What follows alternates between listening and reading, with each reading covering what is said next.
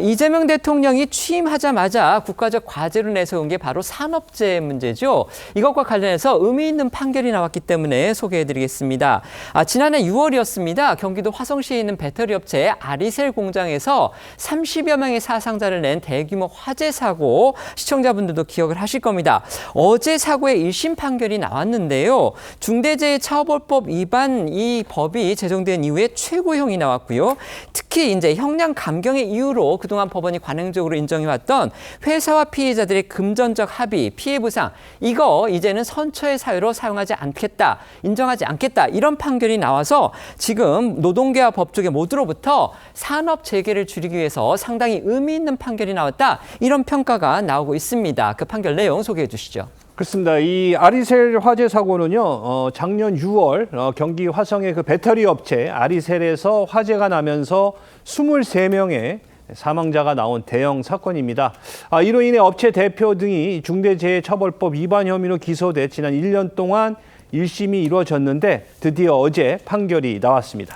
재판장은 1시간 50여 분의 장시간 판결을 통해 이 사건은 23명이 사망하고 9명이 상해를 입어 범행으로 인한 결과가 매우 중하다며 박순관 아리셀 대표에게는 징역 15년을, 또 박 대표의 아들이자 회사 경영 책임자였던 박중원 운영총괄본부장에게는 징역 15년 및 벌금 100만 원을 선고를 했습니다.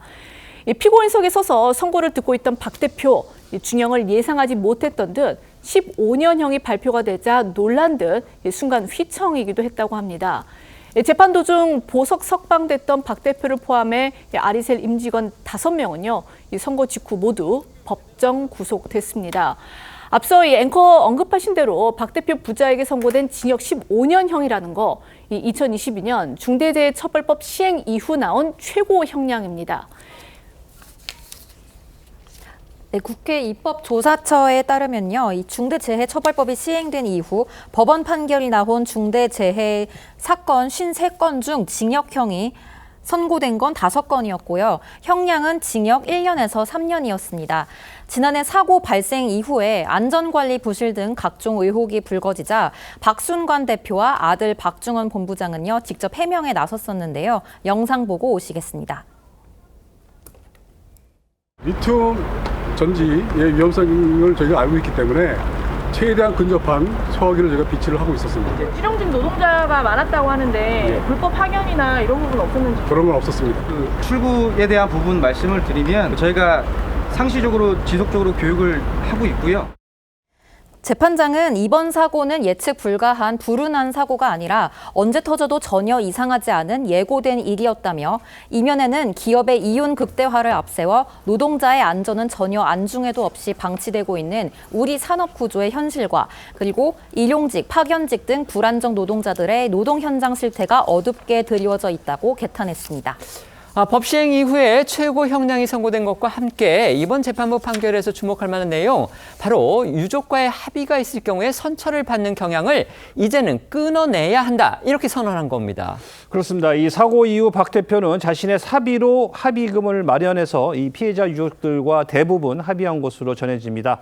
하지만 재판부는 산재가 발생하면 막대한 자금력으로 유족과 합의를 시도하고 유족은 막다른 길에 몰려 생계 유지를 위해 선택의 여지 없이 합의에 이르게 된다며, 결국 기업과는 합의됐다는 이유로 선처받게 되는 선례가 많다고 지적했습니다. 이어 이런 악순환을 뿌리 뽑지 않는 한 우리나라에서 산재 발생률은 줄어들지 않을 것이므로 피고인들이 유족과 합의했다는 사정은 일부 제한적으로만 양형사유로 고려했다고 설명했습니다. 어제 1심 판결 이후 유족 측은 더 엄한 처벌이 필요하다면서 이 형량 부분에서는 아쉬움을 드러냈지만 재판부 판시 내용에 대해서는 마음이 놓인다는 평가를 했습니다. 들어보시겠습니다. 가족 100명을 죽인 대표에 대해서 15년 너무 작습니다. 다만 중대재해처벌법에 책임자의 의무들을 강화하고 더 이상은 이런 참사들이 벌어지지 않게끔 한다라는 그 부분, 이 부분에 저희는 다만 마음이 그나마 놓입니다. 형량에 있어서 아쉬운 점은 있습니다. 그러나 이 판시 내용이 의미하는 것들에 대해서 우리 사회가 곱씹어 봐야 될 문제라고 생각합니다. 이 노동계에서도 의미 있는 판결이라는 평가가 나왔습니다.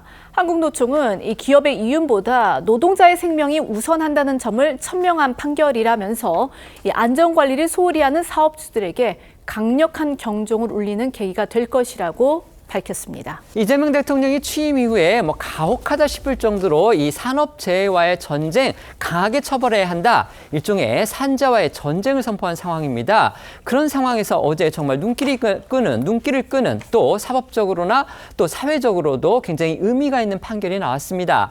바로 아리셀 대형 화재 사건과 관련해서 그 회사의 오너 겸 대표한테 중대재해처벌법 시행 이후에 최고 형량인 징역 15년의 선고가 나왔고요. 특히 아무리 회사가 그 피해자들하고 합의를 하더라도 선처 또는 감형에는 더 이상 감안하지 않는 게 관행처럼 되는 게 맞겠다. 이런 어떤 새로운 판례를 또 남겼습니다. 어떻게 평가하십니까? 그 기업의 안전 불감증에 상당한 경종이 되었으면 하는 그런 희망을 갖게 되고요. 이제 아리셀 같이 부자가 지금 경영하는 기업들뿐만 아니라 우리나라의 대형 건설 토목이라든지 이런 기업들을 보면 대기업이 하고 그다음에 협력업체에 하청을 주고 그 하청업체에서 근로하는 조직화되지 않은 노동자들이 바로 이런 안전재해의 희생자가 되기도 하는데 그런 부분에서도 뭔가 어떤 개선이 필요하고 또 얼마 전에 그 소위 코레일 산하 그 재해가 일어나기도 했잖아요. 그러니까 공기업, 사기업 할 것 없이 상당히 이 중대 재해와 관련해서 이제 실질적으로 이 안전을 책임지는 지금 코레일 같은 경우는요. 그 산업안전보건법에 의해서 위반 과태료를 5억이나 냈다라고 그런 얘기까지 나오는데요. 이번에 이 사례가 큰 경종이 되었으면 좋겠습니다. 예, 이번 판결을 보면서도 상당히 다행이라는 생각과 함께 또 드는 생각은 만시지탄이라는 생각이 듭니다. 중대재해처벌법이 2021년도에 시행이 됐는데 그동안 4년 동안 지금 실형을 선고받은 것이 한 5건밖에 없고 최고 형량이 한 3년밖에 안 됐다는 것 자체가 진즉에 좀 중형을 때렸다라고 한다면 이런 사고를 미연에 방지하지 않았을까라는 안타까움이 있는 것이고요.